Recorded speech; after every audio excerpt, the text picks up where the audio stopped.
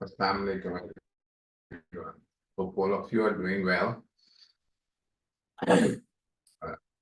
Scorching heat out there. बड़ी गर्मी है. Even office के अंदर बैठे हुए भी गर्मी है. Anyways, let's start today. If there are any question, I told you could send it to me. I didn't find anyone, so I'm going to start from the new topic. Today's topic is an important one and also your favorite one. Somebody asks you, they want to learn English, he will say that started with tenses. Or if somebody does not know tenses, he thinks that he or she does not know English, right? Today we are going to start with tenses. Tense me time. What? But it's different from the time that are referred to as three absolute period, like present, like past, like future. When tense is taken as time, it does not refer to very absolutely to the specific period. Why?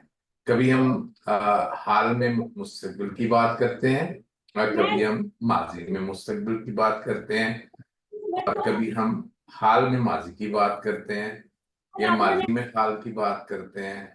इसी तरह से हम मुख्तलिफ tenses करते. Tenses का बच्चों को अगर आप खास तौर पे इसका अर्ली क्लासेस से बच्चों को नाम इसके याद दिला दें. मैं याद है व्हेन आई वाज स्कूल, तो हमारे एक टीचर थे, उन्होंने हमें याद कराया एक शख्स है जिसका नाम टेंस है, उसके 3 बेटे हैं, एक का नाम प्रेजेंट, एक का पास्ट और एक का फ्यूचर. प्रेजेंट की शादी हुई तो उसके 4 बच्चे हुए, उसने नाम रखा प्रेजेंट इंडेफिनिट. इंडेफिनिट नाम रखा अपना, पहले लगा दिया और फिर अपने वालिद का लगा दिया, तो यूं प्रेजेंट इंडेफिनिट टेंस बन गया. इसी तरह दूसरा हुआ तो कंटिन्यूस नाम रख के प्रेजेंट कंटिन्यूस कर दिया. तीसरा हुआ तो पास्ट परफेक्ट रख के प्रेजेंट परफेक्ट टेंस कर दिया. और चौथा हुआ तो उसने कहा चलो करते हैं, दोनों के नामों को मिला देते हैं और प्रेजेंट परफेक्ट कंटिन्यूअस टेंस रख दिया. यही हाल पास्ट ने किया, उसके भी 4 बेटे हुए और उसने पास्ट लगाया, बाकी सारा वही past indefinite, past continuous, past perfect continuous. और यही हाल फ्यूचर ने किया, उसने अपना नाम चेंज कर दिया, future indefinite tense, future continuous tense, future perfect tense and future perfect continuous tense. So this is how we get 12 tenses. आप में से जो टीचर हैं उनको याद रहना चाहिए कि 12 tenses they are just meant for teaching purpose, a pedagogical approach है tenses को पढ़ाने की, tense के structures को पढ़ाने की. Otherwise अगर हम purely tense को लें तो there are 2 tenses in English और वो वही हैं जो हमने वो वर्ब की फॉर्म्स करते हुए कहा था कि बेयर इन्फिनिटिव और पास्ट टेंस, ये 2 टेंसेस हैं. बाकी सारे जिस तरह मॉडल ऑक्सिलरी होते हैं ना, एटीट्यूड को जाहिर करते हैं, लेकिन टेंसेस में बाकी जितने भी टेंसेस हैं वो भी उसी तरह के हैं, मुख्तलिफ फेजेस, मूड्स को, एटीट्यूड्स को, सब्जेक्ट के जाहिर करते हैं. और उनमें वो तमाम जो खास तौर पे जो वर्ब की दूसरी फॉर्म्स हैं वो लगती हैं, लेकिन उनमें तो जमाना ही नहीं पाया जाता. यानी रीडिंग में जमाना नहीं पाया जाता, रेड में जमाना नहीं पाया जाता. तो जमाना जो है उसको बताने के लिए टेंस में हमें हेल्पिंग वर्ब डालना पड़ता है, कहीं इज आर एम, कहीं हैज, हैव, हैड वगैरह वगैरह, कहीं विल, शैल डालना पड़ता है. अदरवाइज हमें जमाना नहीं पड़ेगा. हाँ, जब प्रेजेंट का होता है तो we don't need any helping verb. हम सिंपल आते हैं राइट या राइट्स, तो उसका मायने ही बन जाता है कि वो लिखता है, लिखती है. रिमेंबर कि जब भी आप ट्रांसलेट करें किसी बेयर इन्फिनिटिव फॉर्म की, बेयर इन्फिनिटिव फॉर्म की, यानी तो उसमें हमेशा ये दें, अगर क्लीन्स है तो साफ करता है, करती है, करते करते हैं वगैरह है, जमाना जरूर आना चाहिए। अगर जी जब हो रोट तो उस लिखा, उसमें लिखा में खुद ब खुद जमाना आ जाता है, इसलिए उसमें लिखा था कि जरूरत नहीं होती। तो ये जो है ना, इस एस्पेक्ट को जरूर अंडरस्टैंड कर। बाकी जितने भी टेंसेस हैं, कंटिन्यूअस टेंस है, परफेक्ट या परफेक्ट कंटिन्यूअस टेंसेस हैं, उनके अंदर हम वर्ब की कोई ना कोई जो फॉर्म थी उसके साथ प्रेजेंट पार्टिसिपल, पास्ट पार्टिसिपल, उसके साथ हम कोई ना कोई हेल्पिंग वर्ब जो है वो लगाते हैं जिसमें टाइम होता है, जिसमें टाइम होता है। हम देखेंगे इसकी मिसाल। एक और चीज जो है वो चीज है कि हम आमतौर पे जब हम टेंस पढ़ा रहे होते हैं तो हम बच्चों को ना खराब कर देते हैं, यानी उनके अंडरस्टैंडिंग को खराब कर देते हैं। Tenses are meant to convey certain functions।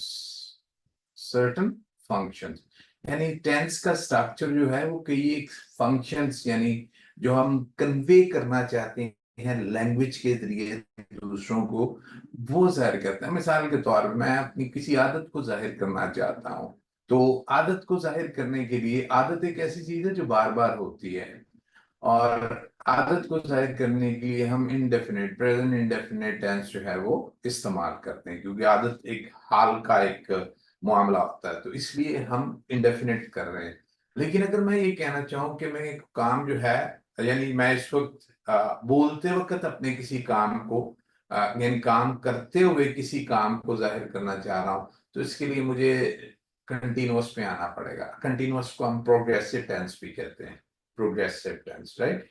तो यानी इसको हम इस तरह कहते हैं कि doing an action at the time of speaking, right. इसी तरह जब हम परफेक्ट की तरफ जाते हैं तो परफेक्ट में हम किसी ऐसे काम को के बारे में बताते हैं कि जो हो चुका है,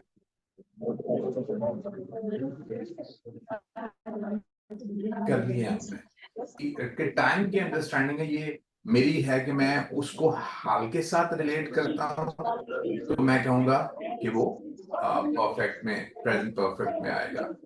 लेकिन अगर मैं उसको माजी के साथ रिलेट करता हूँ तो मैं उसको कहूंगा पास्ट टेंस में जाएगा। मिसाल के तौर पे इसको अंडरस्टैंड करने के लिए हम कहते हैं कि मेरी गाड़ी खराब हो गई है।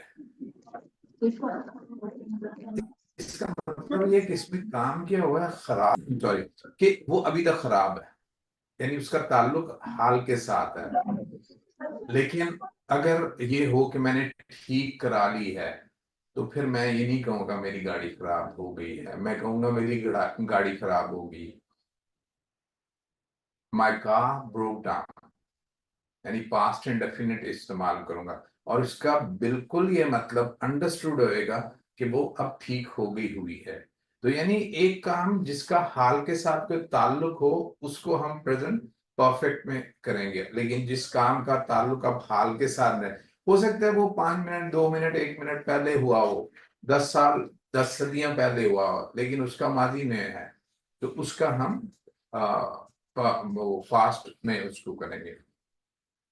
एक और बात जो मैं शुरू से इकट्ठे लेके चलना चाह रहा हूँ वो है कि मैं टेंसेस को दो तरीकों से करना चाह रहा हूँ। दोनों तरीके जो आमतौर पर स्टूडेंट को हम सिखाते हो अच्छा उनकी अंडरस्टैंडिंग दे सकते हैं, वो है कि हम उनको एक्टिव वॉइस। मेरी गल सुन, एक गल होगी ना, हुन कहता भाई मेरी गल सुन, मेरी गल सुन, उन्हें क्या मैं पैसिव नंबर वॉइस, तो तुसी ढिड च रखी। ये हम दोनों साथ लेके चले, active voice, passive voice. Active voice को आसान तरीन लफ्जों में हम समझ सकते हैं कि टेंस टेंस में हम किसी फाइल के एक्शन को बयान कर रहे होते हैं और हम कहते हैं काम कब होता है, कब हो रहा है, कब हो चुका है, कब हुआ, वगैरह वगैरह। लेकिन एक्टिव वॉइस में हम करते हैं कि हम फाइल जो होता है उसका जिक्र करते हैं कि फाइल ने काम किया, और पैसिव वॉइस में हम फाइल यानी सब्जेक्ट का जिक्र नहीं करते। सब्जेक्ट का जिक्र नहीं करते, maybe it is surprising for some of you, यानी आम तौर पे सब्जेक्ट का जिक्र नहीं करते। हम देखेंगे ना पैसिव वॉइस हम बनाते क्यों हैं, उसकी कुछ कुछ वजूहात होती हैं, वो हम डिस्कस करेंगे कि उसकी वजूहात या रीजंस जो हैं वो क्या क्या है जिनकी वजह से। लेकिन एक बात याद रखिएगा कि फॉर एग्जाम्पल मैं एक सेंटेंस लिखता हूं, ही राइट्स अ लेटर। अब इसमें कितने लफ्ज हैं, एक दो तीन और चार वर्ड्स। अगर इसी का मैं पैसिवाइज करूं तो ये बन जाएगा a letter is written by him.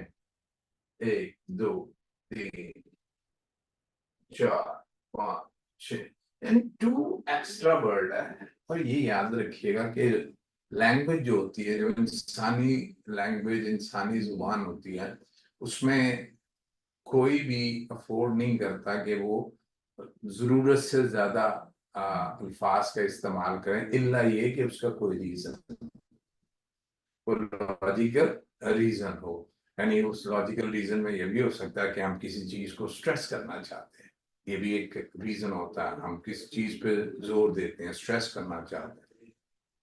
हमारे यहाँ आमतौर पे इस तरीके से एक्टिवाइज पैसिवाइज को सिखाया जाता है।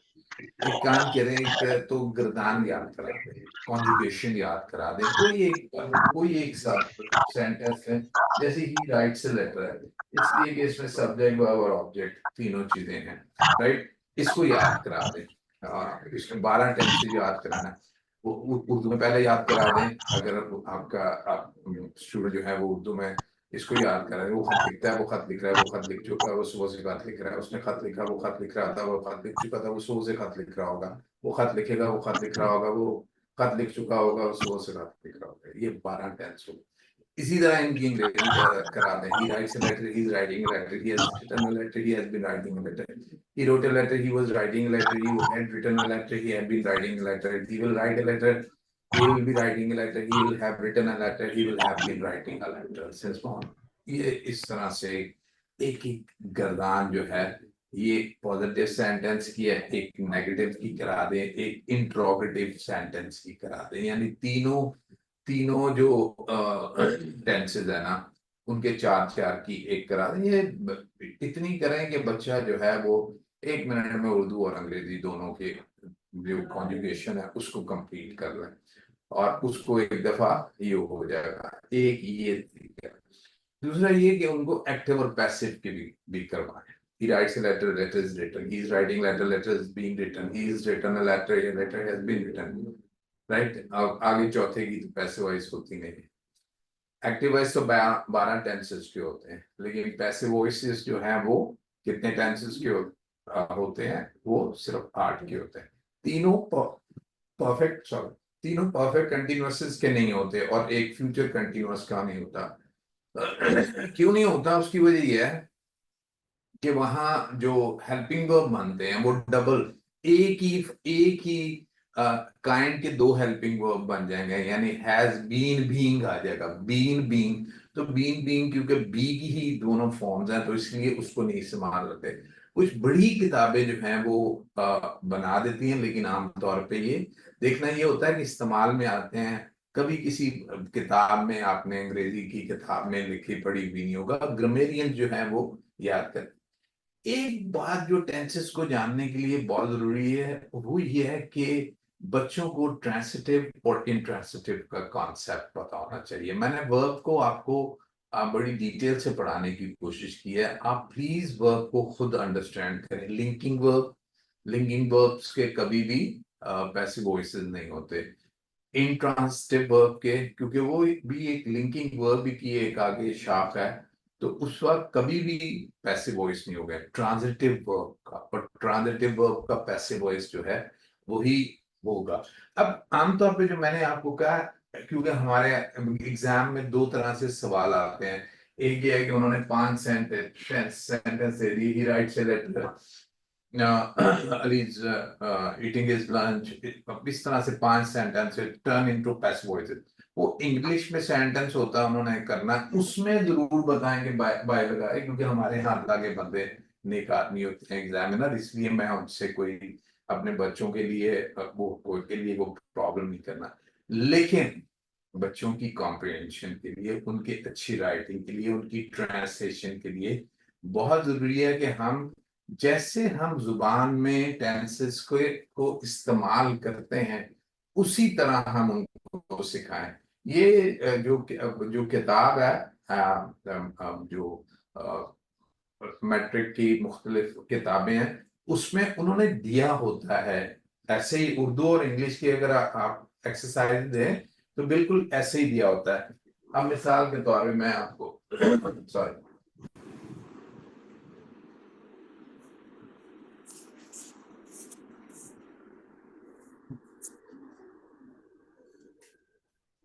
यानी हम उर्दू से मैं चाहता हूं कि आप इसको अच्छी तरह अंडरस्टैंड करें, इसलिए आई एम मोर इन उर्दू। मैं कहता हूँ अली खत लिखता बस काफी है, बहुत है। है। ये पानी से ख्याल अब करो, ये इधर मेरा होके जाओ ये। एक सेंटेंस है, राइट। सबसे पहले बच्चों को उसको पार्ट्स, इसके कंपोनेंट्स कराएं जो हमने सेंटेंस के। और पहला हमारा क्या क्वेश्चन होता है, what is the verb, fail क्या है, लिखता है। आपको पता है ना, ये हमने बेयर इंफिनिटिव की फॉर्म लिखता है करना है, ठीक है। अब सब्जेक्ट ढूंढना है तो वर्ब से पहले कौन लगा दें, वो इंग्लिश में लगा दें। कौन लिखता है, अली, तो ये मैंने फाइल आ इसमें गया, आपस में ये फेल आ यस गया, मैम। ये फाइल आ गया। अब देखना है इसमें बाकी क्या बचा है, खत। तो हम ऑब्जेक्ट ढूंढते हैं, ऑब्जेक्ट के लिए फेल के इंग्लिश में हो तो फेल के बाद हम whom या वो उनकी मम्मा कह what रही लगा थी कि मैं देते हैं। और भेजती हूँ, उर्दू कल में भी मैंने काम उनको। किस पे होता है, लिखने का अमल किस पे कल होता आप। है, लिखने का अमल किस पे होता है, खत पे। तो जिस पे काम पे अमल हो वो मफऊल होता है, यानी काम यस मैम, क्या है, मुझे मैंने भी कहा था, मैं कल काम मुझसे करने नाराज हो वाला। गई, मैंने कहा मुझे पता नहीं है, पूरा मंथ गुजर गया अभी तक। और काम जिस पर हो, और ये काम फेल काम, मफूल काम जिस पर हो, और फाइल काम कर, ये तीन यस चीजें। मैम। अब हम वो मिसाल के मैम वो तौर कह पे रहे थे अली आप नहीं थी ना, कोई और पता नहीं कौन बैठे हुए थे। स्कूल में अच्छा अच्छा, जैसे वो कहते ना खत कि लिखता जब है, वो सर तो वो कहाँ कोई लिखता है, वो मैं तब स्कूल कह रही में, थी, तो वो ये कहते। हमारा एडवर्ब हो जाएगा। जगह को हाँ, वो शो आप करे तो जाएंगे ना एडवर्ब ऑफ तो प्लेस आपको। आ जाएगी। अली हर रोज नहीं मैम, वो अभी जाएंगे कब ना शॉप पे, लिखता है, कल हर इस वजह रोज, से वो नहीं तो समझ हमारा पाते हैं हमारा ये कि एडवर्ब ऑफ टाइम आ जाएगा, अब मैंने उनका जो है ना, राइट। तो इस तरह मतलब से जो हम दूर से भी 4 मंथ हो गया ना, देखेंगे, सिक्स सारे थाउजेंड उनकी एडवर्ब फीस इस वगैरह हो तरह जाएगी। आ जाते हैं। अब ये 15 हमारे 15। पास उर्दू में सेंटेंस है, अब इसका और पैसिव वॉइस क्या होगा, क्या मैम पैसिव नहीं, वॉइस होगा। अभी ठीक है। हाँ, चलिए आप नहीं बताएं। मैम 15 नहीं मैंने उनकी की। I'm away from the book, laptop, so I'm sorry, I cannot, but just think of एक ये है कि बस आमतौर पे ये इसका क्या अभी करा जैसे देते हैं, अली पंक्चुअल खत नहीं, लिखता है, मैं खत पंक्चुअल हो जाएगा ना फिर मैं कर दूंगी, अभी उसके अली बजाय मैं आपको दे तो रही हूँ। और कल से बस थोड़े से दिन है, अभी लिखा थोड़ा सा उनका है प्रॉब्लम। जाता है, जैसे मामू कह और रहे थे, इसकी मैंने कहा चलो ट्रांसलेशन ठीक है। करा देंगे। और द 1000 लेटर एडमिशन और 1000 रजिस्ट्रेशन वाला हो जाएगा उनका। इज 6 7 हो रिटन जाएगा उनका। बाय। और मैंने उनका हुसैन रोम का भी बोला है। ये वो कह इंग्लिश रही का थी ये कि सेंटेंस बाय के साथ तो ठीक आता है, लेकिन ये खत अली से लिखा जाता है, ये कभी आपने अपनी जुबान में खुद देखे, कभी आप इस तरह के सेंटेंस बोलते हैं, कभी नहीं बोलते हैं कि जिसमें आप फाइल को उर्दू के जुमले में रखते हुए आप माने एक मजहूल, पैसिव वॉइस को उर्दू में मजहूल कहते हैं, एक पैसिव वॉइस एक मजहूल जुमला बनाते हैं। आमतौर पे हमने यहाँ तो बोलना खत लिखा जाता है, अली खत लिखता है, और इसका पैसिव वॉइस क्या बोलना है, खत लिखा जाता है। काम क्या हो रहा है, जाता है, कौन काम कर रहा है हमें नहीं पता। इसका मतलब यह है कि ये पैसिव सेंटेंस, काम किस पे होता है, खत पे। ये मफूल है, ये ऑब्जेक्ट है, ये हमारा वर्ब है। इसका ट्रांसलेशन करेंगे तो द लेटर इज रिटन। अब आपको पता है कि तमाम पैसिव वॉइसेस में जो वर्ब की फॉर्म होती है वो पास्ट पार्टिसिपल होती है, या दूसरे अल्फाज में थर्ड फॉर्म होती है, पास्ट पार्टिसिपल या थर्ड फॉर्म होती है। तो लेकिन उससे पहले एक हेल्पिंग वर्ब लगता है, प्रेजेंट डेफिनेट में इज आर एम लगता है, उसके बाद तो ये आप बच्चों को इसका स्ट्रक्चर पहले भी बताया जा सकता है, बाद में भी बताया जा सकता है। अली खत लिखता है, द लेटर इज रिटन, बस ये उर्दू का जुमला आप ऐसे, ये प्लीज इनको बताएं। ट्रांसलेशन में बच्चे हमारे बहुत गलत कर जाते हैं, इल्ला ये कि उन्होंने रट्टी हुई कोई ट्रांसलेशन होती है, यानी दिस शुड बी इंग्लिश को we should learn not only for the purpose of examination but also just to speak.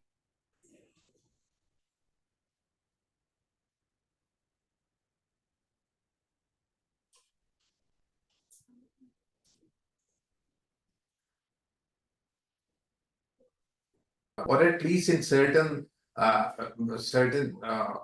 mean roles or certain environments we can use it, right, for communication purpose, right, for academic, for professional purposes. तो हमें ये इसको we should use। और खास तौर पे जब आपका स्टूडेंट जो है वो लर्न कर रहा हो तो कोशिश क्या करें कि let him or her speak English even if he or she makes mistake। आमतौर तो वो मैंने आपको कहा था ना कि वो एरर और मिस्टेक का डिफरेंस जो है थोड़ा सा मैंने आपको बता दिया था, उसमें करेंगे। तो समटाइम बच्चों की मिस्टेक्स होती हैं, हम एरर समझ के उनको क्या कहते हैं जोड़ देते हैं, और फिर उससे क्या आता है कि एक दफा हम उन्हें वो टोक देते हैं तो वो फिर माने दोबारा यूज करने से, इंग्लिश को यूज करने से हेजिटेट करते हैं, और यूं उनकी अच्छी लर्निंग नहीं हो पाती। एक इसमें ये हो गया। अब एक और चीज जो है वो जो हमारे हाँ आमतौर पे, और मैंने देखा है खास तौर पे, मैं ये नहीं कहूँगा बड़े बड़े बाद लोग जो हैं वो अल्लाह के बस नेक बंदे हैं, अब नेक बंदों के बारे में कुछ नहीं कहा जा सकता। अली हर रोज स्कूल जाता है, अब मिल गया जाता है, कोई था है, राइट। कौन जाता है, ये हमारा फेल आ गया। कौन जाता है, अली। जाने का अमल किस पे होता है, अली, फाइल। अब कहाँ जाता है, जाने का अमल किस पे होता है, वो आमतौर पे क्या कर दिया जाता है, स्कूल, और स्कूल को मफूल बना दिया जाता है। हर रोज चले जी, ये एडवर्ब है, ये राइट। अब ये इसकी अंग्रेजी हम करेंगे Ali goes to school every day, right. और अब इसका अगर हम पैसिव वॉइस बनाना पड़े तो हम क्या करते हैं, अली से हर रोज स्कूल जाया जाता है। इसको हम कर देंगे अली इज। अब हमने सीखा कि वर्ब की थर्ड फॉर्म होनी है गॉन, गो की थिन, और इससे पहले इजारा लगाना है तो अली के साथ इजारा, Ali is gone to school every day. अब ये सेंटेंस हम बना लेंगे जो कि बिल्कुल गलत सेंटेंस है। अली इज गॉन बन ही नहीं सकता क्योंकि गो जो है ये है इंट्रांसिटिव वर्ब। इंट्रांसिटिव वर्ब का क्या मतलब होता है कि काम जो होता है वो फाइल से स्टार्ट होता है और फाइल पे ही खत्म होता है, यानी उसका अमल किसी दूसरी चीज पे नहीं होता। जब दूसरी चीज पे नहीं हुआ तो क्या नहीं फिक्रे में होगा, ऑब्जेक्ट। ऑब्जेक्ट होगा तो पैसिव वॉइस फिक्र बनेगा। तो remember that only transitive verb can make a passive sentence, not intransitive verb, right. intransitive verb काम फाइल करता है और फाइल ही की जात तक होता है। यानी मैं मिसाल कहता हूँ, अली गोज टू स्कूल, तो Ali is taking the action of is doing the action of going. अब ये स्कूल जो है इस पे एक्शन नहीं होता, स्कूल तो डायरेक्शन है, it shows the direction of going, तो it's adverb, school is adverb, ये एडवर्ब ऑफ प्लेस है, सॉरी, और ये एडवर्ब ऑफ टाइम है। तो ये अली से हर रोज स्कूल जाया जाता है, ये फिक्रा ही गलत है। Ali is gone to school, ये फिक्रा ही गलत है, ये दोनों फिक्रे गलत है। ये कभी इंग्लिश जुबान में फिक्रे ऐसे बने ही नहीं है। तो ये बड़ा इंपॉर्टेंट है कि आप बच्चों को शुरू से टेंस कराते वक्त इनकी प्रैक्टिस कराएं कि कौन सा फिक्रा जो है वो एक्टिव है और उस एक्टिव फिक्रे की पैसिव वॉइस बनती है या नहीं बनती। यहाँ से एक कॉन्सेप्ट ये भी होता है ना कि वो क्या कहते हैं, उनको पता लगता है कि किन सेंटेंसेस में ट्रांसिटिव वर्ब इस्तेमाल हुआ और किन में इंट्रांसिटिव। इसके लिए बेहतरीन तरीका वो जो हमारा है कि what is the verb, who works और वर्क्स व्हाट या हूं। अब जब भी आप ट्रांजिटिव फिक्रा, कोई भी फिक्रा लेके ये हु व्हाट वेयर वाला करेंगे तो बच्चों को बड़ी आसानी के साथ समझ आ जाएगी कि यहाँ ट्रांजिटिव उन्हें बताएं ये वर्ब ट्रांजिटिव है या ट्रांजिटिव या ये इंट्रांजिटिव है या ये इंट्रांजिटिव, ट्रांजिट है तो ट्रांजिटिव वर्ब लेकिन इंट्रांजिटिव भी यूज हुआ हुआ क्योंकि इसमें का कोई ऑब्जेक्ट नहीं। अच्छा, इसमें एक चीज जो है वो शायद कंफ्यूज कर जाती है। नीचे को आगे सीखा। हम मिसाल के तौर पे आपके पास फिक्र आ जाए, I am tired, you are interested in this project। मिसाल के तौर पे अगर आप कहें, अब आप कहेंगे ये टायर्ड जो है ये पैसिव वॉइस में थर्ड फॉर्म है, पास्ट पार्टिसिपल फॉर्म है, एम जो है ये हेल्पिंग वर्ब है, इसी तरह एम हेल्पिंग वर्ब है और इंटरेस्टेड पास्ट पार्टिसिपल है। मैं थका हुआ हूं, मैं वो तुम इस प्रोजेक्ट में दिलचस्पी रखते हो। याद रखिएगा कि यहाँ टायर्ड जो है ये फिर इंट्रांजिटिव वर्ब है, इंटरेस्टेड भी इंट्रांजिटिव वर्ब है, राइट। यहाँ ये एज वर्ब है ही नहीं, यहाँ मेन वर्ब कौन है, टायर्ड नहीं है, एम है, लिंकिंग वर्ब है और ये उसका सब्जेक्टिव कॉम्प्लीमेंट है। लिंकिंग वर्ब मेन वर्ब है और इंटरेस्टेड उसका सब्जेक्टिव कॉम्प्लीमेंट है और ये पास्ट पार्टिसिपल है और यहाँ past participle is used as adjective. ये आई की सब्जेक्ट का की को मॉडिफाई कर रहा है, इंटरेस्टेड इज द सब्जेक्ट को मॉडिफाई कर रहा है। तो प्लीज इन चीजों को अंडरस्टैंड करें, बच्चों को सही इंग्लिश जो है वो बताएं और सही इंग्लिश जो है वो पढ़ाएं और ट्रांसलेशन में ये चीजें करें। मैं आपको जो हैंडआउट्स भेजूंगा इसके टेंसेस के मैं भिजवा देता हूँ और वो बाकियों को मुझे देखना बहुत से काम आजकल हैं तो मुझे जरा थोड़ा सा उसमें टाइम लग रहा है। इसके सॉरी इसके जो है ना वो मैं भिजवा देता हूँ और आप इसकी एक्सरसाइज जो है ना उसको देखें। खास तौर पे जब हम पैराग्राफ में आते हैं ना तो पैराग्राफ में फिक्रा पकड़ के पहले वर्ब को निकाल लें, देख बच्चों को बताए ये तो यहाँ लिंकिंग वर्ब इस्तेमाल है। पाकिस्तान मेरा मुल्क है, राइट। तो अब मेरा मुल्क है में है मीन वर्ब बन रहा है, कोई एक्शन वर्ब नहीं है। यहाँ ये पाकिस्तान के बारे में बता रहा है, पाकिस्तान मेरा मुल्क है, ये लिंक कर रहा है, सब्जेक्ट के बारे में बताया जा रहा है कि मेरा मुल्क है, तो ये लिंकिंग वर्ब है। Is my Pakistan is my country, right. मैं पाकिस्तान से प्यार करता हूँ, यहाँ इस जुमले को पकड़े, यहाँ प्यार करता हूँ, वही बेयर इन्फिनेटिव की फॉर्म आ गई। अब कौन करता है, मैं। किसे करता हूँ? पाकिस्तान को। I love Pakistan. तो ये बताएं, ये ट्रांजिटिव वर्ब है, इसको हम पैसिव वॉइस बनाते हैं। पाकिस्तान से मोहब्बत की जाती है, इसका पैसिव वॉइस बन जाएगा पाकिस्तान इज लव्ड। हाँ, इसके साथ अंग्रेजी में अगर ये हो कि इसके लोगों से तो बाय इट्स पीपल, लेकिन मैं पाकिस्तान से, पाकिस्तान मेरा मुल्क है, मैं पाकिस्तान से मोहब्बत करता हूँ। पाकिस्तान में हर साल बहुत से गल्ले पैदा किए जाते हैं।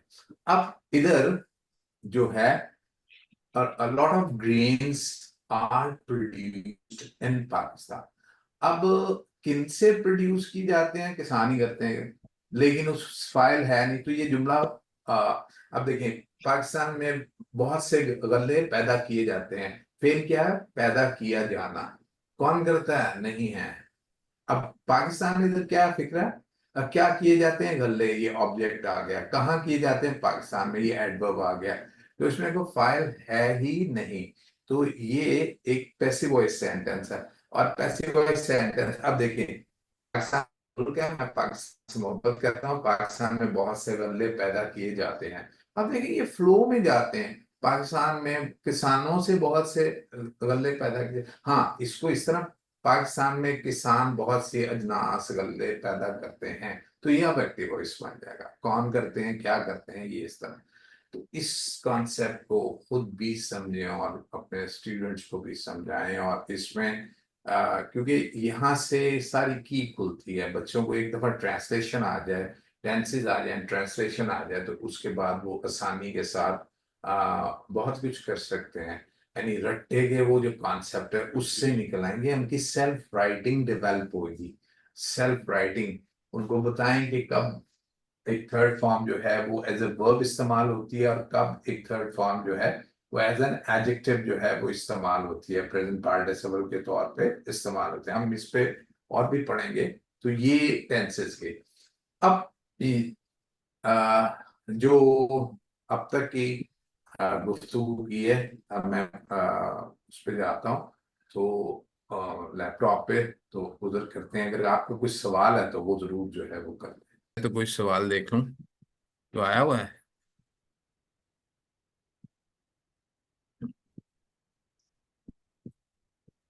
हम्म, आवाज नहीं आ रही है आपका, उसका है मसला। कोई सवाल है तो आप उसको कर लें इससे पहले कि हम हम्म, मेरी काफी ठंडी हो गई। एनीवेज, थैंक यू अगर आपको क्लियर है। लेकिन क्या इतने कॉन्सेप्ट्स जो थे ये टेंसेस के बारे में आपको पहले से मालूम थे? हम्म हम्म, चले। अच्छा, अब हम एक दूसरी तरफ आते हैं। ये तो सेंटेंस का एक्टिव वॉइस पैसिव वॉइस का स्ट्रक्चर था, राइट। अब दूसरा ये है कि मैंने जैसे शुरू में कहा था कि हम टेंसेस को करते हैं for for doing some functions. यानी टेंस का काम जो है वो कोई फंक्शन, फंक्शन से मतलब कोई काम करता है, फंक्शन इवेंट वाला फंक्शन नहीं, कोई काम करता है। यानी जैसे एक मैंने मिसाल दी कि मैं अपनी आदत या कोई भी फाइल जो है वो उसकी आदत के बारे में हम बताना चाहते हैं। तो जो टेंस बनेगा अब वो इंडेफिनिट टेंस बनेगा। और अगर हम किसी फाइल के काम करने के वक्त में उसके काम को बताना चाह रहे हैं तो वो कंटिन्यूअस बनेगा। और अगर हम बताना चाह रहे हैं कि वो काम जो है वो हो चुका है तो वो परफेक्ट बनेगा, और उसका ताल्लुक प्रेजेंट के साथ है, और मैंने मिसाल भी दी। और अगर हम कहना चाह रहे हैं कि कोई काम जो है वो हमने माजी में शुरू किया और अब तक हो रहा है, तो वो प्रेजेंट परफेक्ट कंटिन्यूअस बनेगा। और अगर हम कहना चाह रहे हैं कि काम मुस्तकबिल में होगा, कब होगा हमें नहीं पता। आमतौर पे इसको हम कलरलेस फ्यूचर कहते हैं, कि जिसमें हम टाइम का नहीं पता होता। टाइम को बताने के लिए हमें कोई ना कोई एडवर्ब लगाना पड़ेगा। तो इसी तरह से सारे टेंसेस जो हैं वो हैं। एक बात जो है वो बहुत जरूरी है कि टेंसेस में जो एडवर्ब्स हैं उनके कॉन्सेप्ट्स को समझना बहुत जरूरी है, क्योंकि एडवर्ब जो है ये हमारे वर्ब को मॉडिफाई करता है और ये हमें सेंटेंस को, वर्ब को, एक्शन को समझने को बड़ा मदद देता है। टेंसेस को समझने के लिए हमें समझना है कि हाउ द वर्ब और action takes place at the time of speaking. बोलते वक्त जो काम है वो कैसे हो रहा है, ये एक जो कॉन्सेप्ट है ये बहुत जरूरी है, इसको समझना जरूरी है। यानी जब भी आप फकरा को पकड़ेंगे तो आप उसमें ये कहेंगे कि काम कब हो रहा है, कैसे हो रहा है, वगैरह, उस इस तरह की क्वेश्चन जो है जैसे कि हम देखेंगे। तो मैं फंक्शंस की बात कर रहा हूँ, आप प्लीज मुझे कोई इससे नहीं है कि आप बच्चों को ट्रांसलेशन करिए बिल्कुल उसी मेथड से जैसे मैंने आपको बताया कि आप एक एक सेंटेंस जो है वो करा दें, लेकिन for their English they should know functions. मिसाल के तौर पे ठीक आप, है। हम सबको पता है कि यूनिवर्सल ट्रूथ जो है वो हम प्रेजेंट डेफिनेट में बयान करते हैं, ठीक है। लेकिन वो काम जैसे मैंने आपको कहा कि अगर उस हो चुका है और उसका ताल्लुक प्रेजेंट के साथ है तो वो हम उसको बस सोई थी प्रेजेंट शाम को, परफेक्ट में करेंगे, और कल अगर गर्मी लगी। गुजर चुका है उसका ताल्लुक अब नहीं रहा तो प्रेजेंट पास्ट पर इंडेफिनिट में करेंगे। और ये बात कि हमारा सेंटेंस जो है वो एक ही फंक्शन परफॉर्म करता है इज नॉट करेक्ट। एक एक सेंटेंस जो है, एक एक टेंस, मुझे कहना चाहिए एक एक टेंस जो है ये बेशुमार फंक्शंस जो है वो करता है। यानी अभी हम देखेंगे कि सिर्फ हम प्रेजेंट इंडेफिनिट टेंस ले लें तो ये बहुत से फंक्शन जो है उसको परफॉर्म करता है, सिर्फ एक नहीं करता। इसको सिर्फ ता है ती से खुद निकालें अब मिसाल के तौर पे, और दूसरा ता है ती है। अब मिसाल के तौर पे और मैं एक जुमला बोलता हूँ, लो बस आ गई। आप बस स्टॉप पे खड़े हैं, बस का इंतजार कर रहे हैं, तो बस एकदम दूर से नजर आती है तो आप क्या कहेंगे, लो बस आ गई। या आप किसी दोस्त का इंतजार कर रहे हैं और वो दोस्त एकदम आ गया तो आप कहेंगे वो लो अली आ गया है, दो सना आ गई।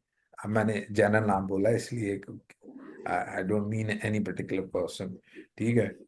तो ये, या बच्चे जब स्कूल में होते हैं और आखिरी पीरियड में या जब रिसर्च से पहले पीरियड में वो शिद्दत से इंतजार कर रहे होते हैं घंटी के, तो वो क्या करते हैं जैसे ही ठक ठक डन डन होता है तो वो लो घंटी बज गई। अब इसमें लो घंटी बज गई, लो बस आ गई, लो अली आ गया, लो सना, अगर हम ताह तीहो को ढूंढते रहेंगे तो हम तो इसकी ट्रांसलेशन ही नहीं कर सकेंगे। हम इसको पहले लो ट्रांसलेट करेंगे और फिर उसके बाद, लेकिन अगर इसकी अंग्रेजी कहें क्या है, here comes the bus, here comes the bus, bus आ गई, लो बस आ गई। Here comes Ali, here comes Sana, ठीक है। तो ये इसका स्ट्रक्चर है। और ये टेंस कौन सा है, प्रेजेंट इंडेफिनिट, प्रेजेंट परफेक्ट नहीं है, राइट। तो ये इस तरह से, अब मिसाल के तौर पे आपने फिल्म देखी, रात को ड्रामा देखा, अल्लाह ताला ड्रामों से बचाए, मैं इसके ऊपर भी गुफ्तगू करना चाहूंगा, लेकिन ऑब्वियसली ग्रामर की क्लास से हट के कि हमारा बच्चा जो है वो आजकल कितने चैलेंजेस का या हमारी कौम जो है वो कितने चैलेंजेस का शिकार है, और इस तरह की सूरत हाल में हम नहीं सरवाइव कर सकते एक स्ट्रांग नेशन के एतबार से, और इसका हमारी मीडिया इंडस्ट्री को बिल्कुल इदराक नहीं है। और हम एजुकेशनिस्ट जो हैं, एजुकेटर्स जो हैं, वो इसके फैक्ट्स को बुरी तरह फेस कर रहे हैं। अब जब क्लास में जाते हैं तो बच्चों को एजुकेशन की तरफ लाना एक बहुत बड़ा मसला बनता जा रहा है।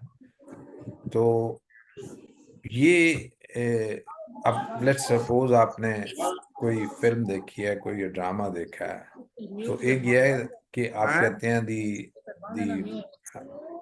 दी hero went to the uh, went to the park, let's say, right।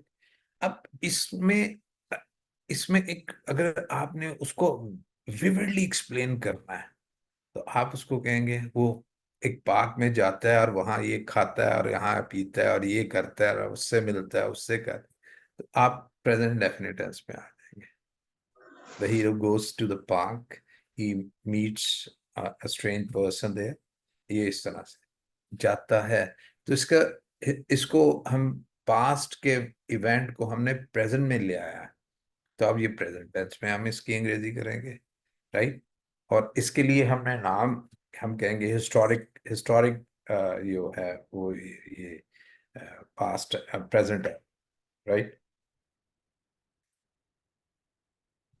तो इस तरह से मिसाल के तौर पे परफेक्ट कंटिन्यूअस टेंस जो है आपका जनरल, उसके बारे में जो है लर्निंग हुई है कि it refers to a time started in the past and still going on, right, या हैज फिनिश्ड।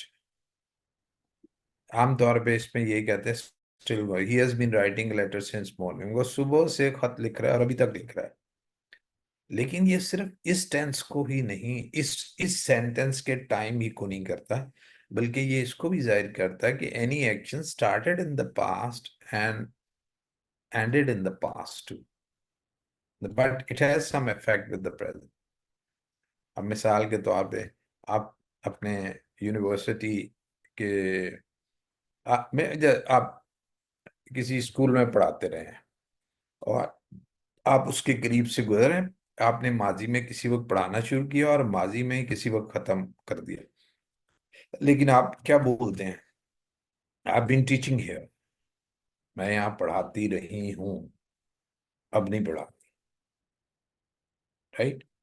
तो ये वो डिफरेंट फंक्शंस हैं जिसको, जो हमारी आम, जो हमारी वो जो सिर्फ ताहती के चक्कर में हम उनको अंडरस्टैंड नहीं कर पाते, राइट। बहुत एडवांस लेवल पे बहुत रीडिंग करने के बाद हम उनको बोल पाते हैं। अदरवाइज अगर हमने बहुत अच्छी रीडिंग साथ नहीं की हुई है, रीडिंग करते रहना चाहिए आप लोगों को, कोई नॉवल कोई कुछ जो है वो पढ़ते रहें, क्योंकि reading makes you perfect.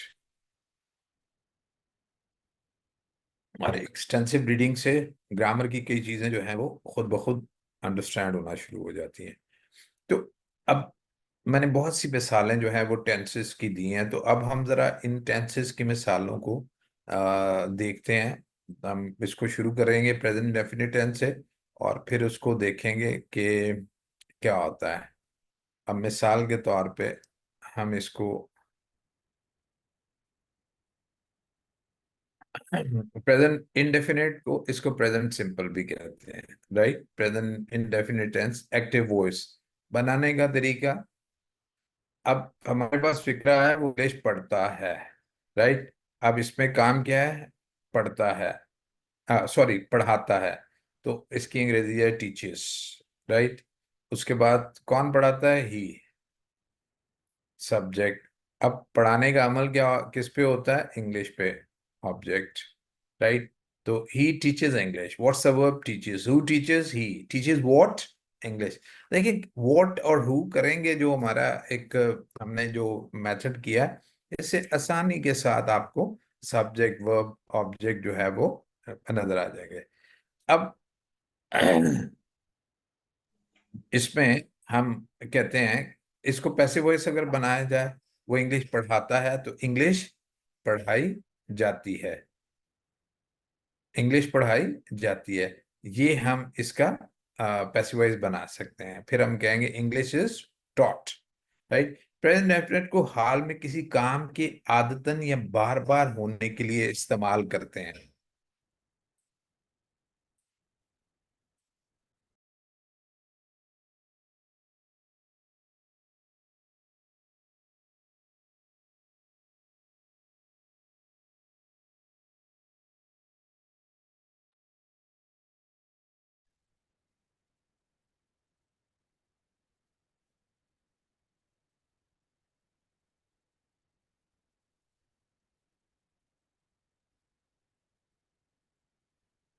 Right. सो आदतन या बार बार होने के लिए इस्तेमाल करते हैं। प्रेजेंट परफेक्ट टेंस के उर्दू के फिक्रे में ता है ती है आता है, ये भी सिखा दें, लेकिन इसमें असल में है कि किसी काम को आदतन या बार बार करने के लिए। वो क्रिकेट खेलता है, ही प्लेज क्रिकेट। मैं किताब पढ़ता हूँ, I read a book, right. So इसमें अगर आप इनको पैसिव वॉइस बनाना चाहें, वो क्रिकेट खेलता है, क्रिकेट खेली जाती है। मैं किताब पढ़ता हूँ, किताब पढ़ी जाती है। मैं आपको इसलिए कर रहा हूँ ताकि आप इसको करें। अगर प्रेजेंट डेफिनेट के फिक्रे का फाइल सिंगुलर नाउन या थर्ड पर्सन सिंगुलर प्रोनाउन हो, जैसे ही शी इट है, तो फेल जो है उसके साथ जो है वो एस या ई एस आएगा। अब एस या ई एस जो है ये कैसे किनके साथ आता है, तो इसमें याद रखें वो नाउन नाउन में जिनके साथ एस या ई एस आता है, जिन साउंड्स की बेसिस पे, उन्हीं साउंड्स की बेसिस पे यहाँ भी आता है। ये हम सफिक्स कहते हैं। अली खत लिखता है, अली राइट्स ए लेटर। अब खत लिखा जाता है, इसका पैसिव है। जमीन सूरज के गिर्द घूमती है, अब रिवॉल्व्स घूमती है। अब इसका पैसिव वॉइस नहीं हो सकता, राइट। ये around the sun is revolve by the earth, ये एब्सर्ड है। वो स्कूल जाता है, ही गोज टू स्कूल। अब स्कूल जाया जाता है, ये पैसिव वॉइस इसका नहीं हो सकता। स्कूल इज गॉन नहीं हो सकता। वो सेब खाती है, she eats an apple, right. What's a verb, eats. Who eats, she eats what, an apple. सेब खाया जाता है, an apple is eaten, right. So ये तेज हरकत करती है, it moves fast. What's a verb, moves. What moves, it. Moves what, fast नहीं कहना, मूव्स हाउ, फास्ट। ये एडवर्ब है, ये तेज हरकत करती है। मूव्स वही इंट्रांसिटिव वर्ब है। तो ट्रांजिटिव और इंट्रांजिटिव की आप इस तरह बच्चों को प्रैक्टिस कराएं, क्योंकि ये बहुत जरूरी है, right. I go, he goes. I watch, he watches. I box, he boxes. यानी आपने ई एस लगाना है अगर वर्ब के आखिर में C H S H X या ओ आ जाए, ये सिखा दें, राइट। आमतौर पे हम ये बच्चों को सिखा देते हैं कि एस या एस आता है, लेकिन हम उनको ये चीजें साउंड्स नहीं बताते। इंशाल्लाह अगला मॉड्यूल जो है वो हमारा साउंड्स पे होगा, फोनिक्स पे। तो उसमें I hope there will be a lot of things for you to learn. क्योंकि इस टेंस पे कोई हेल्पिंग वर्ब नहीं होता, इसलिए मनफी फिक्रा बनाने के लिए डू को बतौर हेल्पिंग वर्ब इस्तेमाल करते हैं और इसके साथ नॉट लगाते हैं। ऐसे जुमले जिनमें person subject third person subject की वजह से वर्ब के साथ ईएस नहीं लगाते, वो ईएस जुमले में डू के साथ लगा के उसे डज बना देते हैं। मैं हॉकी नहीं खेलता, I do not play hockey. और अगर इसका पैसिवाइज बनाना हो तो क्या हो जाएगा? हम्म हॉकी नहीं खेली जाती है, हॉकी इज नॉट प्लेड। अब यहाँ हॉकी मुझसे नहीं खेली जाती तो ये अहमद मजमून नहीं लिखता, Ahmad does not write an any essay. अब what's a verb, right. Who writes, Ahmad. Write what, any essay, right. इसमें ये याद रखिएगा कि डज तो हेल्पिंग वर्ब होगा, नॉट जो होता है ये हमेशा एडवर्ब होता है फिक्रे में। ये हमेशा डज और राइट तो हेल्पिंग वर्ब और हेल्पिंग वर्ब हो जाएंगे। डज में हेल्पिंग वर्ब और right main verb, not adverb होता है, ठीक है। और सवालिया फिक्रों में डू डज को फिक्रे की इब्तिदा में लगा देते हैं।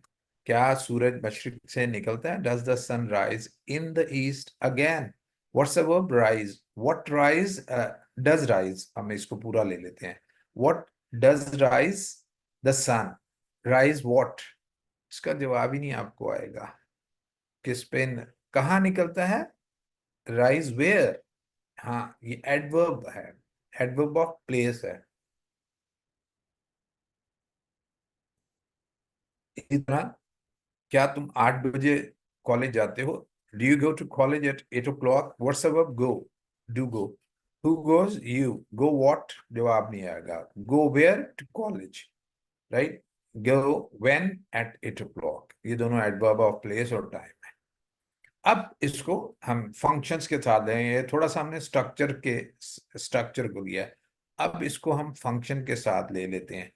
ये कब इस्तेमाल होता है? प्रेजेंट इंडेफिनिट टेंस को ऐसे फिक्रे, ऐसे काम करने या होने के लिए जाहिर करते हैं जो रेगुलरली या हैबिचुअली किया जाता है। आमतौर पर ऐसे जुमलों में कोई वक्त को बताने वाला लफ्ज, ये मैंने कहा था एडवर्ब बहुत जरूरी है। टाइम एडवर्ब जैसे कि twice a year, occasionally, never, sometimes, every week, on Monday या ऑन मंडेज वगैरह इस्तेमाल किया जाता है। वो हमेशा देर से जागता है, ये उसकी बार बार की है। He always wakes up late, मेरी घड़ी अच्छा वक्त देती है, सही वक्त देती है। My watch keeps good time. अब प्रेजेंट डेफिनेट को, अब इसका दूसरा फंक्शन आ गया। प्रेजेंट डेफिनेट टेंस को यूनिवर्सल ट्रूथ या फैक्ट को बताने के लिए, भी इस्तेमाल किया जाता है। ये आमतौर पे हम सिर्फ यूनिवर्सल ट्रूथ लेते हैं और फैक्ट को नहीं लेते। और फैक्ट क्या होते हैं? अभी आ गया, सूरज मशरिक से तुलू होता है, सनराइज इन द ईस्ट, ये यूनिवर्सल ट्रूथ है, हर जगह मशरिक से ही होता है। मैं लाहौर में रहता हूँ, आई लिव इन लाहौर, अब ये यूनिवर्सल ट्रूथ तो नहीं हो सकता ना, ये फैक्ट है, ये हकीकत है आपके बारे में कि आप लाहौर में रहते हैं। आ, उसकी उम्र 30 साल है, ही इज 30 years old, अब ये भी एक हकीकत है, फैक्ट है, ये यूनिवर्सल ट्रूथ नहीं है।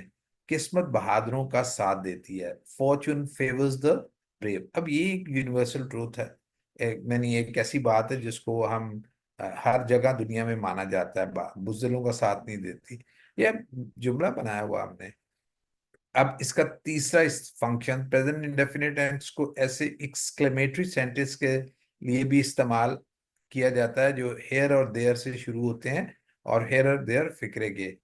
यहाँ ट्रेन आती है, यहाँ ट्रेन आती है, या इसको ये समझाने के लिए मैंने इसको किया हुआ है। ये वही, लो ट्रेन आ, हेयर कम्स द ट्रेन, यहाँ ट्रेन आ गई, लो ट्रेन आ गई। वो वहां भी वो हमेशा के लिए, असल में इसका ट्रांसलेशन ठीक है, वो हमेशा के लिए चली गई, there she goes for good, right, ये ट्रांसलेशन इसकी, वो ये करवाई, वो ठीक करवा मैं, ठीक है। अब प्रेजेंट इंडेफिनिट टेंस को फ्यूचर में वाकया होने वाले काम को बताने के लिए भी इस्तेमाल कर, या वो फ्यूचर भी आ गया इसमें, यानी जो काम किसी प्लान, मंसूबे या अरेंजमेंट का हिस्सा होना है या होता है। हम अगले हफ्ते कराची जाएंगे, आपने प्लानिंग कर ली है, बिस्तर बांध रहे हैं और टिकट्स कंफर्म करा ली हैं, we go to Karachi next week. अब ये अरेंजमेंट है या प्लान है? अब मिसाल के तौर पे आप देखते होंगे, हम जब नोटिस बनाते हैं, कॉलेज कब खुलता है, when does the college reopen, right. अब व्हेन इज द कॉलेज नहीं आमतौर पे करेंगे, वो अगले हफ्ते अमेरिका के लिए प्रवास करेंगे, लेकिन इसका तर्जमा क्या है? They fly for America next Saturday. अब उर्दू में करते हैं नहीं कर, वो आमतौर पे बोलते हैं, ठीक है। प्रेजेंट डेफिनेट टेंस को किसी किताब के हवाले या किसी कहावत या मकूला बयान करने के लिए भी इस्तेमाल किया जाता है। ऐसे जुमलों में वर्ब के तौर पर आम तौर पे से इस्तेमाल करते हैं। किताब क्या कहती है, यानी किताब क्या कहती है, शायर क्या कहता है, लिखारी क्या कहता है, सुनना एक हुनर है, ये एक कहता है। व्हाट डज द बुक से, इट सेज, ये कहती है, ये कहता है, listening is the skill. Keats का कहना है कि सुनी हुई धुनें मीठे हैं लेकिन गैर सुनने वाली ज्यादा मीठी हैं। सुनी हुई धुनें मीठी हैं लेकिन गैर सुनने वाली, ना सुनी हुई ज्यादा मीठी हैं। Keats says heard melodies are sweet but unheard are sweeter. तो ये किसी बात का हवाला, यानी हम कहें इकबाल सेज खुदी को कर बुलंद इतना कि हर तकदीर से पहले, इस तरह से। अखबारात की शेयर सुर्खियों में भी आमतौर पर प्रेजेंट इंडेफिनिट टेंस इस्तेमाल होता है, हालांकि एक्शन माजी में मुकम्मल हो चुका। यानी मिसाल के तौर पे आप देखते हैं, अमन मिशन नाकाम, पीस मिशन फेल्स, जब आप उसको खबर पढ़ेंगे तो in the meeting in head in Islamabad the peace mission with so and so countries failed, वहां फेल्ड होएगा, लेकिन उसकी जो हेडिंग होगी, ये जर्नलीज अंग्रेजी होती है, उस वो हमेशा हेडिंग हमेशा प्रेजेंट डेफिनेट में आएगी, उसमें आर्टिकल वगैरह भी नहीं होंगे। शहर में जलजले के झटके, अर्थक्वेक रॉक्स द सिटी, और उसके बाद नीचे होगा यस्टरडे इट रॉक्ड फलां सिटी, राइट, इस तरह आ गए। ऐसे तमाम वर्ब्स जो कंटिन्यूअस टेंस में आम तौर पर इस्तेमाल नहीं होते, इनके जुमलों को प्रेजेंट कंटिन्यूअस की बजाय प्रेजेंट परफेक्ट में, प्रेजेंट इंडेफिनिट में ही किया जाता है। मिसाल के तौर पे I am hearing you, hear जो है आमतौर पे हम कंटिन्यूअस टेंस में इस्तेमाल नहीं करते। वर्ब हेयर हम कहेंगे आई हेयर यू, क्यों नहीं करते? इसकी एक लिस्ट है वर्ब की, बेशुमार वर्ब है जो कि हम, यानी इसको इस तरह कर ले कि किसी भी वर्ब को, एक्शन को, जिसको हम खुद नहीं करते बल्कि हमारी सेंसेस खुद करती हैं, उन वर्ब को, या हमारे जहन में खुद आता है, उन वर्ब को हम कंटिन्यूअस टेंस में इस्तेमाल नहीं करते। यानी जो अ, हम सिर्फ वॉलेंटरी एक्शन जो होते हैं उनको इस्तेमाल करते हैं। जो इनवॉलेंटरी यानी खुद ब खुद हो जाते हैं, उसको हम इस्तेमाल नहीं करते। वो पूरे वर्ब्स का एक ग्रुप है। जैसे मिसाल के तौर पे आई एम नोइंग, हम कहेंगे this is not A correct sentence, क्योंकि नो जो है ये जहन का एक खासा है। आई नो, कोई सवाल तो नहीं है?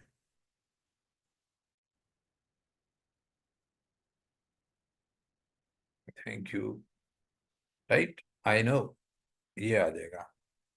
और प्रेजेंट डेफिनिट टेंस को शर्तिया जुमले, कंडीशनल सेंटेंस की पहली किस्म, टाइप 1। अब कंडीशनल सेंटेंस की टाइप 3 भी की जाती है, टाइप 4 भी। टाइप 1 क्या होती है कि इफ सेंटेंस, इफ क्लॉज जो होता है वो प्रेजेंट डेफिनिट टेंस में होता है, और मेन क्लॉज जो होता है वो फ्यूचर इंडेफिनिट में आता है, कभी कभी प्रेजेंट में भी आता है अगर वहां कोई वो रूटीन यूनिवर्सल ट्रूथ है। मैं नईम को देखूंगा तो उसे तुम्हारा पैगाम दे दूंगा, या देखूंगा मतलब मिलने के मफहूम में है, या सी मिलने के मफहूम में है। If I see Naim I will give him your message, जब तक आप नहीं आएंगे मैं वहां नहीं जाऊंगा। Unless you come I will not go there. अब ये देखें, उर्दू में जुमला गे, आएंगे, जाऊंगा, देखूंगा, मिलूंगा वगैरह, लेकिन इंग्लिश में इफ क्लॉज हमेशा प्रेजेंट इंडेफिनिट में, और इफ क्लॉज अनलेस और इफ एक ही तरह से है, तो इसलिए जो इसको हम कंडीशनल क्लॉज कहते हैं, ये हमेशा प्रेजेंट डेफिनेट टेंस में होगा। और दूसरा क्लॉज अगर कोई यूनिवर्सल ट्रूथ या हैबिचुअल एक्शन नहीं है, तो वो फिर फ्यूचर इंडेफिनिट में चला जाएगा। ये भी याद रखें कि इसको हम जगह भी चेंज कर सकते हैं। I will give him your message if I see nine, I will not go there unless you come here. तो इन दोनों तरीकों से हम इसको कर सकते हैं। अब पैसिव वॉइस बनाने का वही तरीका जो हमने भी डिस्कस कर लिया है। मिसाल के तौर पे ऑब्जेक्ट सबसे पहले आ जाएगा, फिर वर्ब, फिर सब्जेक्ट, और ये ये तरीका समझाने के लिए होता है। वर्ब के साथ is R am helping verb, और थर्ड फॉर्म जो है उसकी वर्ब की आ जाएगी। ये हमने जो ऑब्जेक्ट और को सब्जेक्ट की जगह पे लिख दिया, और सब्जेक्ट की जगह पे ऑब्जेक्ट की जगह पे सब्जेक्ट लिख दिया। तो ये याद रखें कि असल में, यानी जब हम फिक्र को वैसे हम उसको एनालाइज करते हैं, तो वो अब से पहले चाहे सब्जेक्ट हो चाहे ऑब्जेक्ट हो, काम करने वाला हो या काम जिस पे हो, वो सब्जेक्ट ही होता है, और बाकी सारा उसका प्रेडिकेट होता है। एडवर्ब आपको मैंने बताया ये मूवेबल एलिमेंट है। It can come before the subject object, between the subject verb, after it, और एट द एंड। ये मूवेबल है, ये कहीं भी चला जाता है। मासूम लोगों को तंग किया जाता है, इनोसेंट पीपल आर टीज्ड। अब कौन तंग करता है हमें नहीं पता। इस जुमले में मासूम लोग मौजूद है, लेकिन फाइल यानी तंग करने का एक्शन कौन करता है मौजूद नहीं है। आमतौर पर ऐसे फिक्रों में फाइल का जिक्र नहीं होता, राइट। सो खत लिखा जाता है, अ लेटर इज रिटर्न, कौन लिखता है इसका हमने जिक्र ही नहीं किया। गाना गाया जाता है, सॉन्ग इज संग, राइट। यहाँ कहना कि ये खत उससे लिखा जाता है या गाना अहमद से गाया जाता है तो दुरुस्त नहीं है। उर्दू में जुमलों के पैटर्न में मश्की की जाए। Ahmad drives a car is driven, car is driven. Noor sing the song, a song is sang। हाँ, अंग्रेजी में पैसिव वॉइस में फाइल के बाद आ जाता है Ahmad drives a car is driven by Ahmad. ये मैंने बताया कि जो पोर्शन है ना ग्रामर का जिसमें वो अंग्रेजी के आते हैं कि टर्न द फॉलोइंग सेंटेंस, वहां बच्चों को लगवाएं। अगर ये ना भी लगा हो तो पैसिव वॉइस हो गया तो वो होना चाहिए, लेकिन हमारे यहाँ जो एग्जामिनर होते हैं ना वो अल्लाह के बड़े नेक बंदे होते हैं, और मैं अपने बच्चों के मार्क्स को खराब नहीं करना चाहता, लेकिन मुझे क्योंकि उनका ये भी है कि they should learn English for for their life, for communication purpose. तो कम्युनिकेशन पर्पस में ये सारी चीजें जो है वो होंगी, राइट। ये बाकी इसकी मिसालें हैं। अब ये देखें, ये इसकी एक्सरसाइज है, जिसमें ये कुछ एक्टिवाइज पैसिवाइज हैं, फिर उसकी तो मैं आपको ना वो भिजवा देता हूँ, जिसमें ये सारी एक्सरसाइजेज जो हैं वो पहले एक्टिव है फिर पैसिव की भी हैं, और फिर इकट्ठी की भी मिल जाएंगी है। ठीक है, जैसे पैसिव की है, अक्सर हामिद का मजाक क्यों उड़ाया जाता है, ये इस तरह से पैसिव एक्टिव की, और फिर बाकी दूसरे टेंसेस की भी ये हो जाएगा। तो अगर कोई किसी का क्वेश्चन हो तो वो जरूर पूछ लें। अ,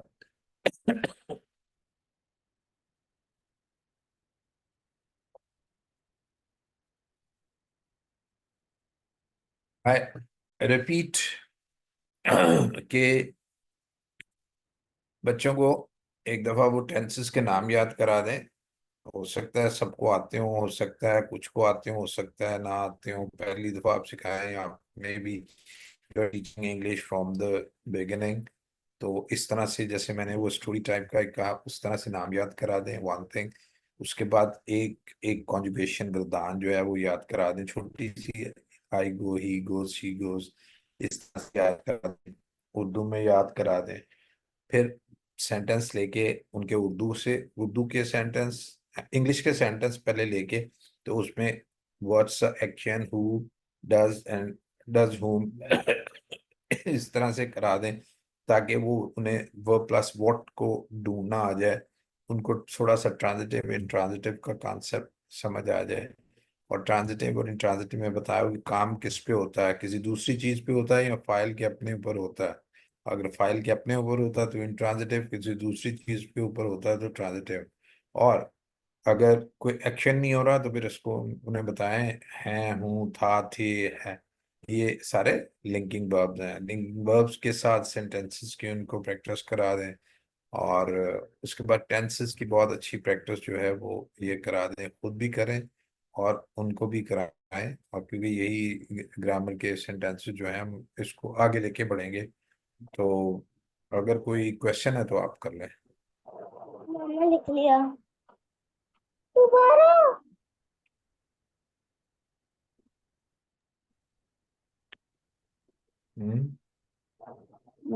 शुक्र है अब तो घर में। Anyone, someone? थैंक यू जी, क्लियर हो गया, राइट।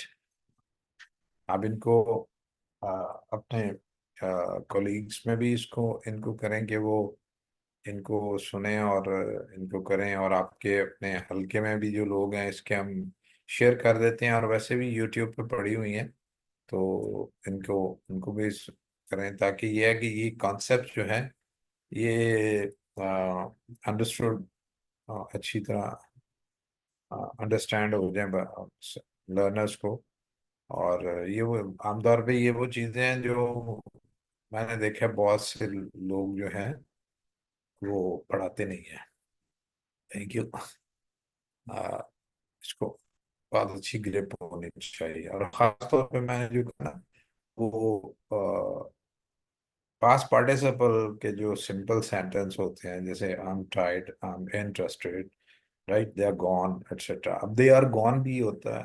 अब यहाँ ये पैसिव वॉइस नहीं है, ये ये सिंपल सेंटेंस है, लिंकिंग वर्ब है आर, और ये उसके बाद ये सब्जेक्टिव कॉम्प्लीमेंट आया हुआ है एडजेक्टिव के तौर पे।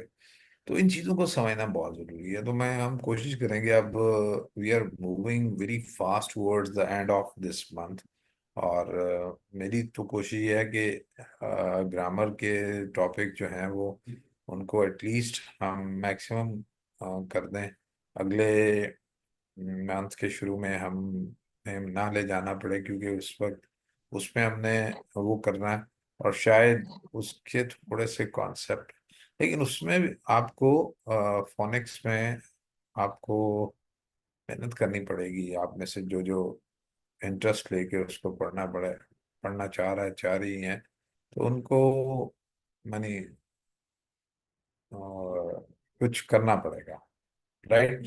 So, ladies and gentlemen, thank you very much for being here. I really appreciate that you are spending your best time, your summer vacation, in this learning period.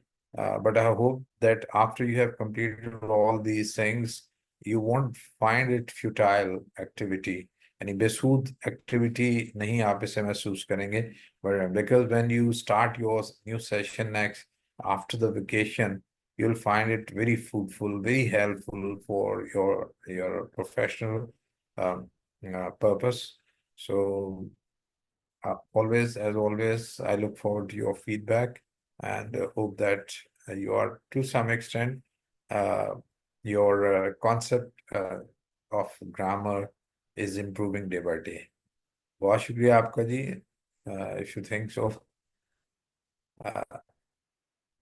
God bless you. Inshallah, we'll be trying to do something, right?